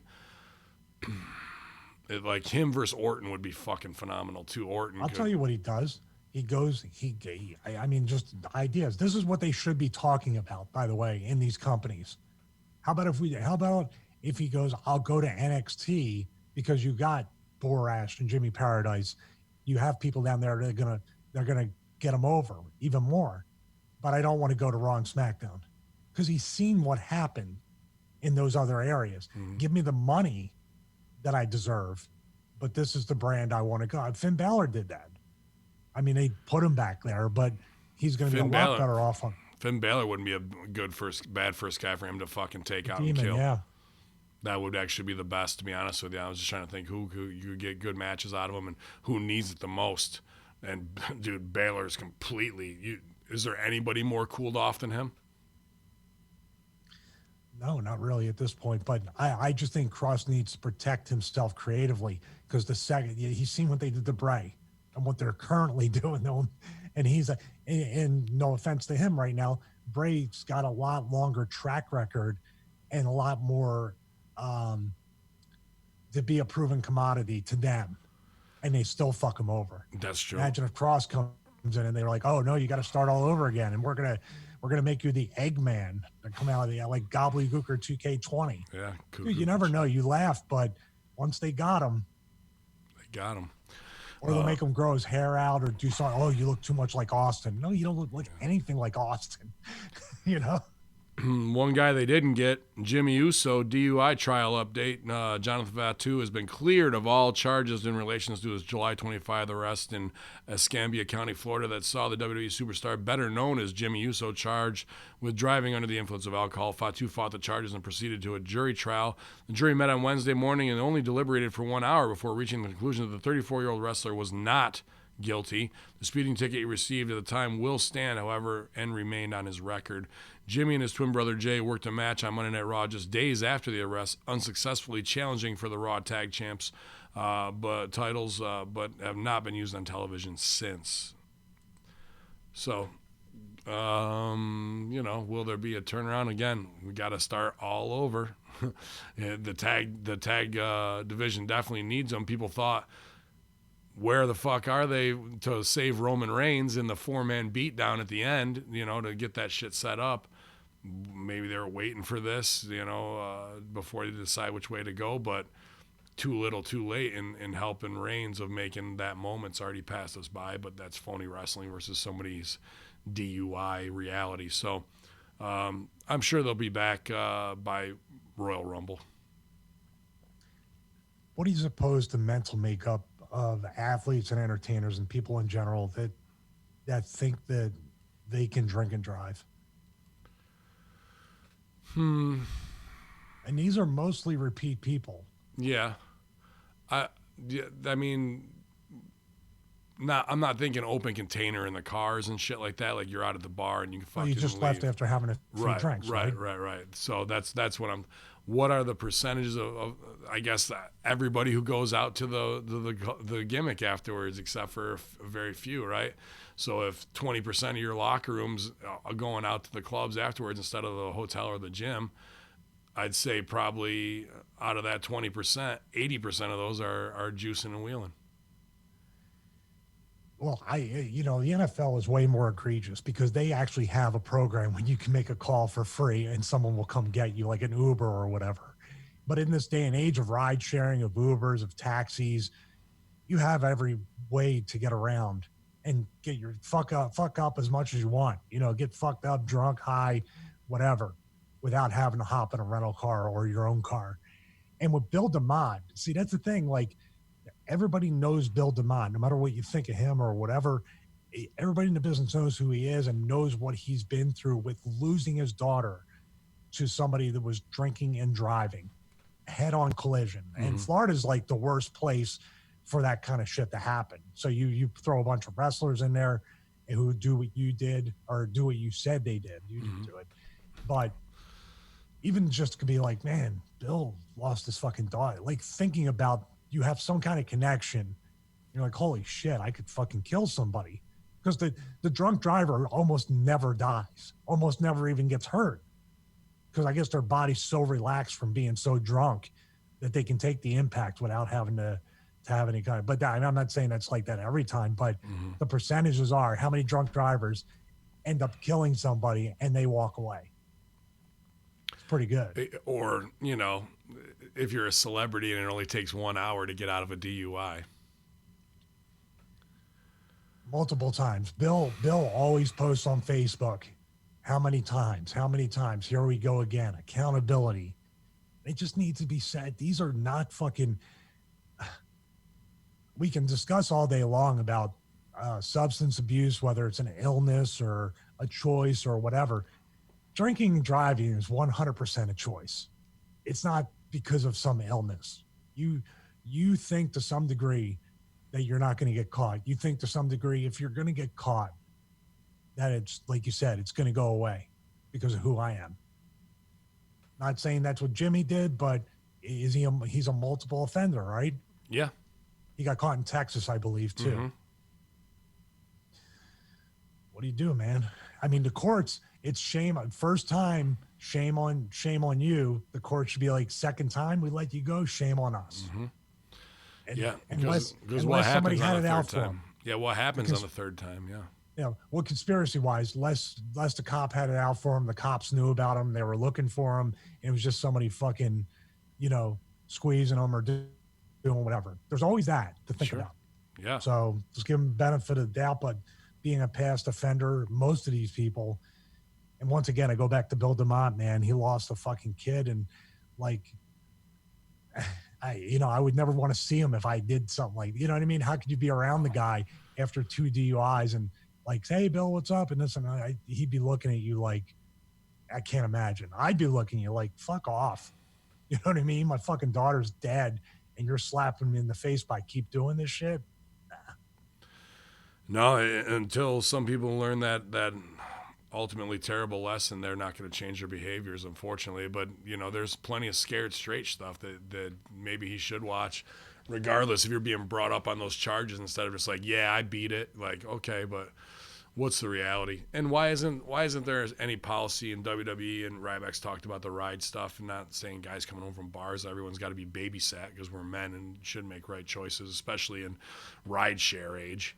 But where is the fucking I DD'd from? I remember when I was in Louisville and it was Kentucky Derby, and everybody wants to go out and party, and I was a young boy there, even though I was older than most of them, but young on the pecking order. And I'm driving around the Suburban. Believe me, during Kentucky Derby time down there, it was fucking crazy. Everyone's hammered and picking up the whole roster to make sure nobody does something dumb or no man left behind, And that where is that in WWE? That, I'm not saying a Dewey Foley needs to be babysitting the Usos, but where's the failsafe? Be like, bro, we're not going to fuck up our chances to.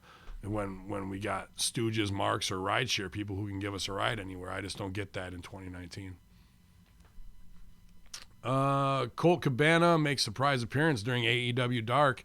It was said that Cabana finished up with Ring of Honor this past week at Final Battle and made a surprise appearance tonight. The Chicago wrestling veteran competed at Over the Budget Battle Royal all in 2018, but is actually compete in AEW Ring. He also is a series regular for the NWA, which will be taking their upcoming tournament crown to a new NWA television champion. So Cabana looking good, man. Leaving ROH, we saw all that with the Joey Mercury stooge. I'm not going to go into my sources or say anything. Unfortunately, I was asking about Merc because I was like, hey, dude, that's not the Joey Mercury I know. That must be pretty serious. That guy's the ultimate kayfaber. Keep your mouth shut. And he's stooging off screenshots and texts. Word came back to me that I heard he's not doing well, substance abuse wise, and I don't know how true that is, but without talking to him, but I haven't heard hide or hear from him, and that's behavior of saying all that stuff. These guys are getting fired and rocking the boat and whatnot. I see why he was doing it, but it seems like not the behavior I know him for. So that would also lead me to believe that something else might be going on, man. So I hope healthy, wealthy, and wise he reaches out to me. But he's had a lot of problems in the past too, man. Yeah, but I think that exposing this kind of negligence and this kind of I don't know, unethical behavior, almost illegal behavior by the management at Ring of Honor, I don't know. He might have had his relapse. It might have been, but there might be two mutually exclusive things. Sure. I don't think this whole thing might have like opened him up as his conscience, saying I can't let this fucking, all that kayfabe or wall came down. Mm-hmm. But I don't think it's like, hey, I'm fucked up and I'm just spouting off at the mouth. No, I don't think so too. But I think the way I know him, I've known him, and maybe that is the wall coming down, but like he's just the ultimate stonewaller when it comes to that shit. So, well, what's your limit, dude? Yeah. What's your limit to see a girl being flown to South Africa with a fucking brain injury? I get it. And I don't know if he's really close with BJ, and maybe BJ was like, shit, I got to speak. He was like, I'll do it. Yeah. You know what I mean? Yeah. And BJ did speak up after that, and people on Twitter did. And then, I don't know. I mean, everybody has that point in their wrestling career where it's like, we're there. We're on the other side. But imagine being the person where you're like, you talked about Punk and shit. You saw with Punk, but it was like, I couldn't do what I really should have done right then and there. That's true. That's true. I'm not gay. I like Joey, and I'm sure he is having problems, but I think they might be two different things that are just kind of happen at the same time. Yeah.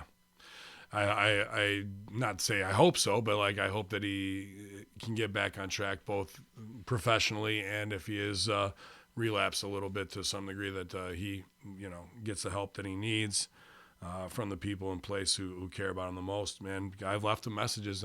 We're always here for him. It's not just I want a stooge report on anything from ROH. Like, dude taught me a fuck ton, man, and took time that he didn't need to. So anytime I can reach out to pay that back, I'm going to do it. let me say one more thing too, that the fact that I hate about pro wrestling and places in general.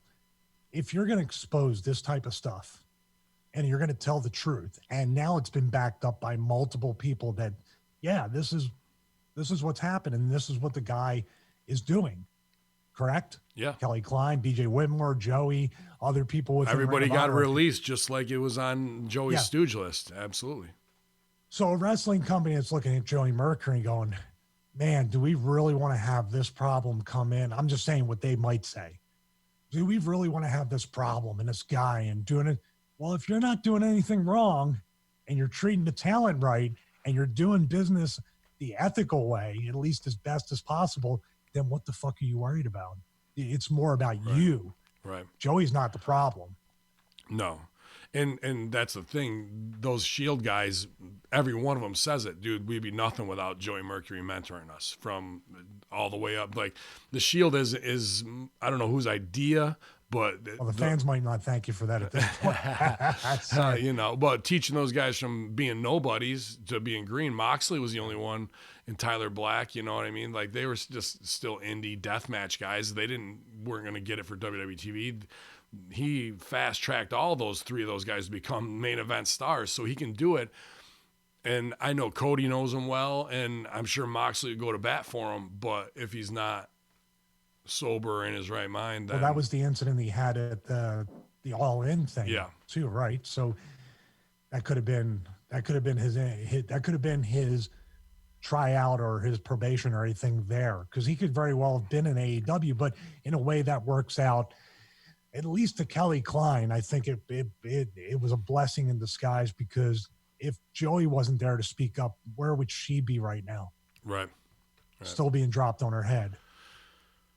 For far less money and just being, worked by these dudes who have crazy, crazy money to keep people healthy and on the road, but instead just someone who's never in the business determining your value once again. It's insane. Stinger says he's still open to wrestling The Undertaker.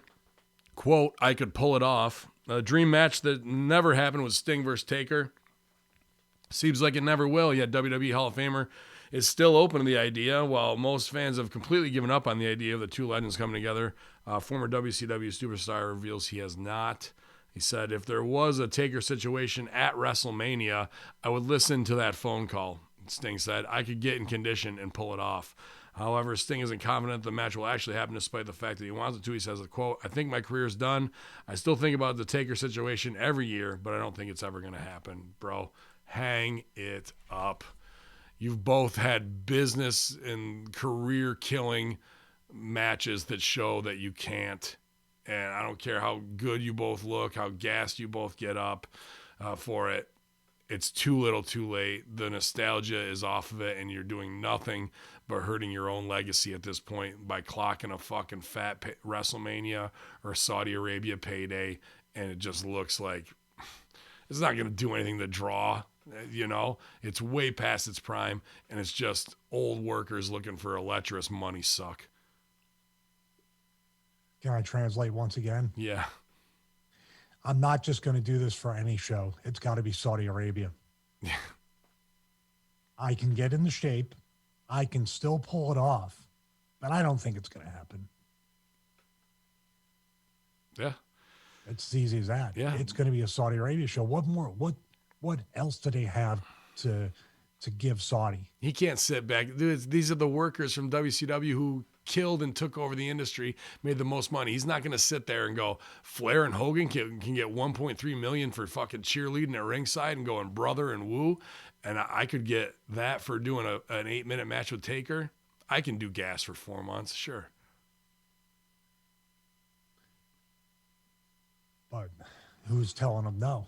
And Nobody. let's say, you know what? You can do all the gas and growth in the world. You know what it can't heal? Your neck injury from Seth Rollins. Maybe stem cells, possibly. That's a consideration because that guy from BioAccelerator is still reaching out to all the wrestlers. Mhm. But even then, what's going on with your body, man? Those bumps and everything like that. Sorry, dude. I'm trying Stevie Richards Fitness. I'm feeling better. I'm down. Oh, maybe Sting should try that. Yeah. I mean, that might help. Mhm. I think with Sting too. Sting, see, the thing with Sting is, well, back, I'd say early on, he was doing a lot of high flying stuff, dives to the floor. He was doing a lot of hard work. Mhm. That probably took a little bit of a toll. But think about outside of when he put the Kross stuff on, what was his style really like, man? He was over. He's a character. Yeah, dude. I've and never. his body still broke down. Yeah. His body still broke down. Being like basically character since '97 after a year off. And then in TNA, I take it a little bit back. He worked too hard in TNA. Him and Kurt Angle shortened their careers by doing too much there, but still to an extent, he was over. He didn't need to do all that stuff. And maybe that's the thing. Maybe that's the thing with Sting too, that he thinks that, oh, I just had a thought. What if it's a rematch between him and Seth Rollins and they make it on a storyline? It would at least be reality based, but nobody knows that except for us. None of this shit is going to draw at the end of the day. And, you know, I don't go all in because he obviously has made so much more and people know Sting's legacy, Hall of Famer. I'm not here to be like, fuck Sting, like any Marks would. But when I was a fan, I just wasn't a fan, dude. It's Ultimate Warrior, Flair, and Bret Hart combined in a shitty rip-off version that never got over with me.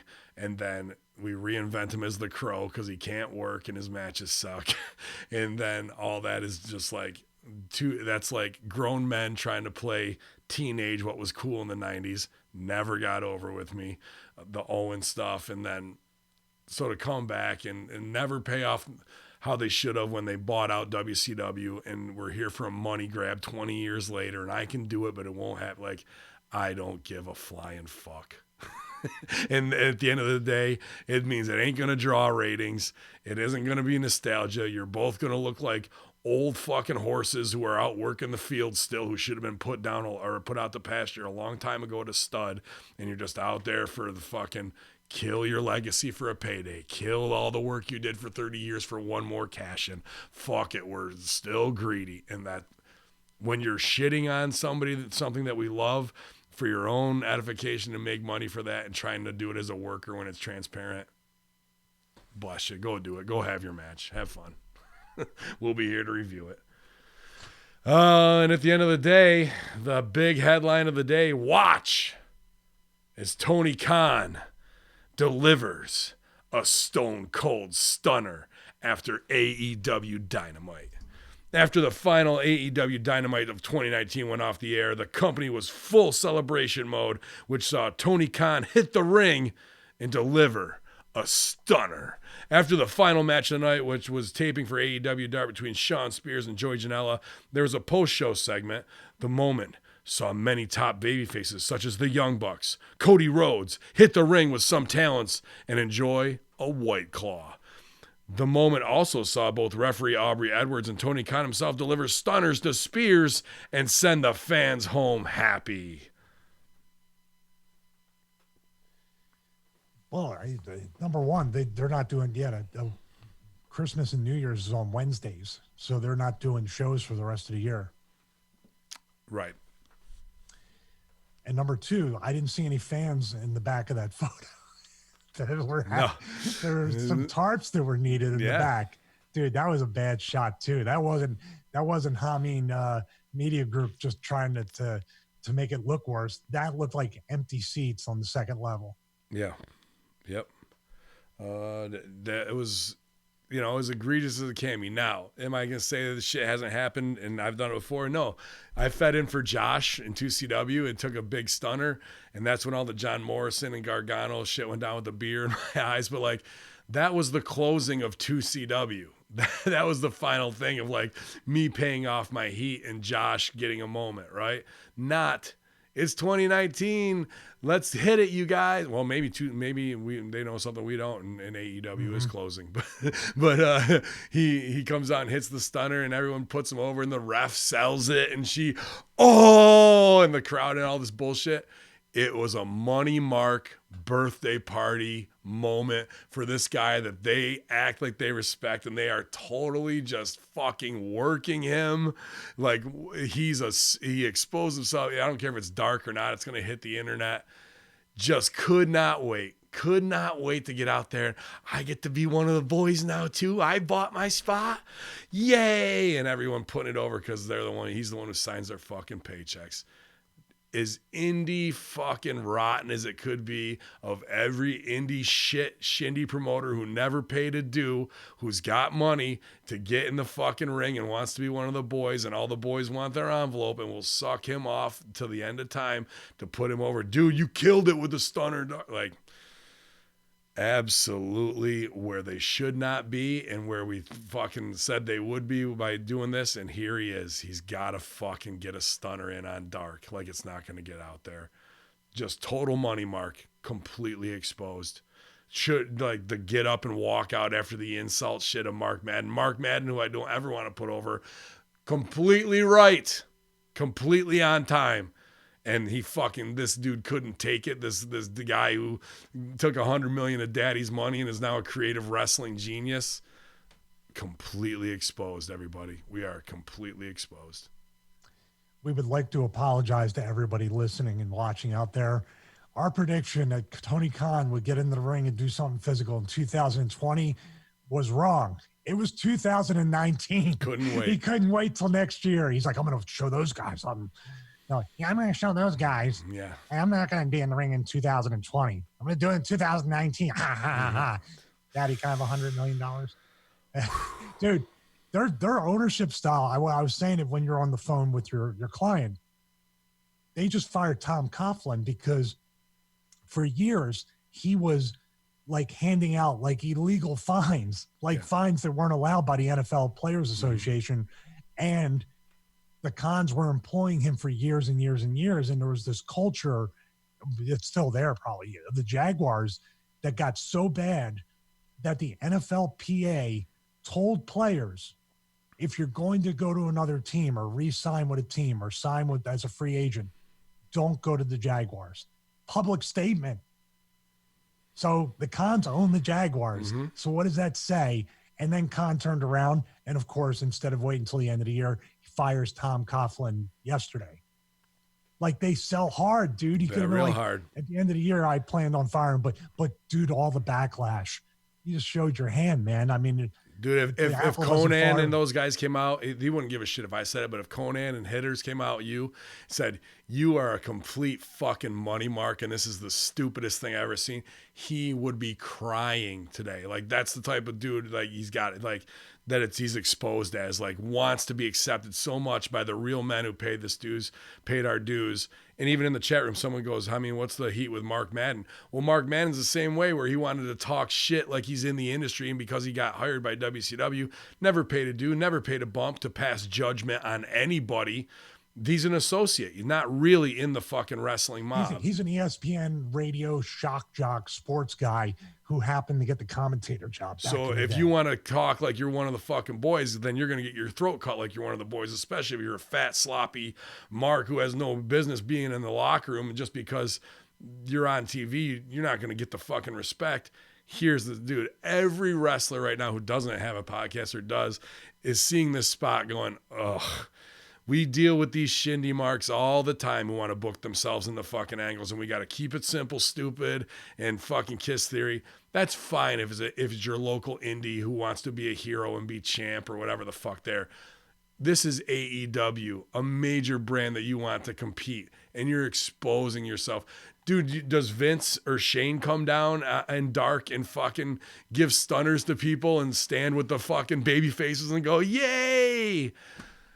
Abso-fucking-lutely. Does what's his name from the Cowboys, Jerry, fucking the owner, Jerry Jones. Jerry Jones, does he come down afterwards and they fucking let the opposing team quarterback or the fucking running back stay in the end zone and Jerry Jones gets a big fucking hit on him and the crowd goes, yay, after the game's over with? Well, it's complete not yet, fucking mark. Yeah. Not yet. Complete he's fucking just as mark. bad as Tony Khan, trust me. Yeah, but at least he's not a fucking PWG indie mark. Like, dude, this is some Ryan Satin level shit. Just unbelievable, terrible. Well, here's the thing with that, okay? We go back to the mission statements, the edicts, the identity of AEW, where it was supposed to be more sports based. It's supposed to be more like athletics, sports. You're right. With Jerry Jones out there playing left tackle to protect Dak Prescott because they would run him the fuck over. Right.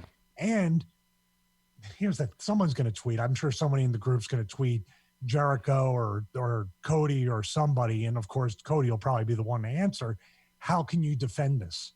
Oh, we're just having fun. It's just a way to go wink, wink, nudge, nudge. Everything is fake, guys. So it's not sports based. You have no believability. This is WWE. Admit it. Well, here's the thing. Different than that clip that they'll defend as dark, not on TV, will get more views than their TV show did. Absolutely. And they'll probably celebrate it going viral and say, look, Tony, you went viral. And then the girl stunned Spears, which is like, and I told he probably you, just wants to get Spears is a good dude. He probably just wanted to get the fuck out there, play ball, do his thing, go home. But deep down, he's like, yeah, but I mean, come on, man. We talked off camera. I won't say who's who, but I know Spears and Cody are like this, real tight. And there's other guys who are high up who said, why are we even have Spears around here, dude? And then so there's guys who are in the upper echelon who aren't supporters of him. And he's the one who takes that. And then you want to talk about the back channeling. Where have the Iconics been? Off TV completely. And we talked about moles in the locker room, back and forth, the information getting passed to his girlfriends and boyfriends. They're having dinners and 4th of Julys with each other and who's on TV and who's not. Pretty interesting, man, as far as... So basically, you're just as petty as any other promotion. not even any other promotion, not major promotion. You're as indie as the worst shindies are now. And I would defend Spears on this, and I don't know Sean as well as just being in the locker rooms with him here and there. I defend it because, hey, he's with Tully. He actually has the most amount of what you could use on TV and see something, because now you've got a legend giving him the rub. So if somebody's saying, what do we got Spears around here for? Just for the fact that him and Tully Blanchard look good together and have a thing that I can fucking relate to as a fan. And a casual fan that sees Tully Blanchard when he watched the NWA back in the day might start tuning in again to see what the kid has and why they're together. That's just what I look at. Me too. How is it that Arn Anderson comes out just to wave at everybody, probably gets the biggest pop of the night? You should look at that and go, how does it Tully Blanchard and Sean Spears do a spike pile driver that's probably the safest move on the show, and they get the biggest heat off it? Got to look at it objectively, man. They don't. Those two things tell you where you're going right and where you're going wrong with the show. Well, that would lend itself to going, all these get your shit in spots really aren't doing anything for us. But look what those guys. No, we can't be like those guys. We're the ones who are over, not them. And is that the politicking? That Spears and Tully, Spears especially, is getting over in a different way, and they're like, oh no, we can't have that. Cody can get over that way because Cody's doing the same type of stuff, but he's the boss. But what if Cody wasn't the boss? Who do you think is going to be pulling the knives out then? I don't know, man. But, I look forward to seeing the Orange Cassidy, Tony Khan Tag Team Championship run. I think it's going to be fucking great. Indeed, I think, what's funny is when you're in the bubble and you think your mind gets away. We mind fuck ourselves all the time. I do it, but when you look at it, do you think Tony's like, I wonder if Stone Cold's going to see that and maybe we have a chance of getting them. So Tony Khan and a Steve Austin team, that's what he's thinking. Fuck Orange Cassidy. anything is possible and probable in the whorish world of selling out and getting ready for one more match in pro wrestling, no matter who your tag partner is, how you got to kill your legacy, or whatever it means to sell more fucking t-shirts, man. And that's just, unfortunately, the sad fact of how our art has been, hoard out to the end of time. And we're all part of it too at prowrestlingtees.com/Ben Hamin /Stevie Richards / go get the boss and have him give you a stunner for a raise for Christmas.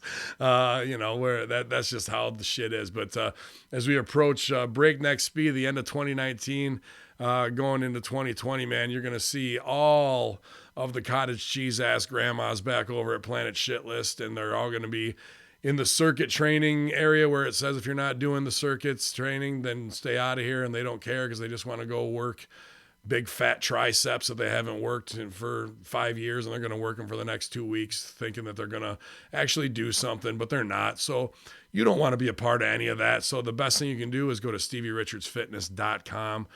Get the 12, 16-week resistance, because the 12-week might just not be long enough. They're going to fall off at 16 weeks. 12 weeks, there might be some grandmas hanging around over there. You don't want any of that, you guys. But you do want to get jacked, and you do want to get leaned out, and you do want to, be part of the Hamin Media Group movement of being healthier. Then you need to go to StevieRichardsFitness.com, you guys, and get the program. Join us, and you'll be in the cool kids discussion group, and we'll keep supporting each other all winter long.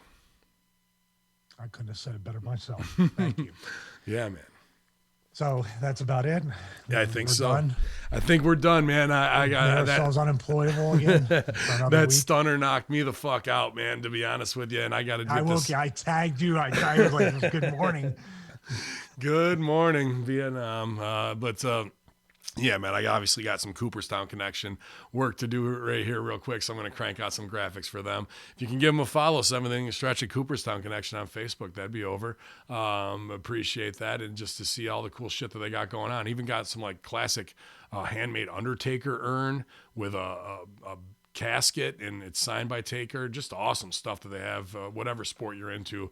One of my best clients, and it's just fun to go in there and see what they got next coming up, you guys. So Stevie, I appreciate you, last night and this morning getting through all the headlines and, taking the reins when you need to, bro. I don't even know what's going on this weekend, to be honest with you.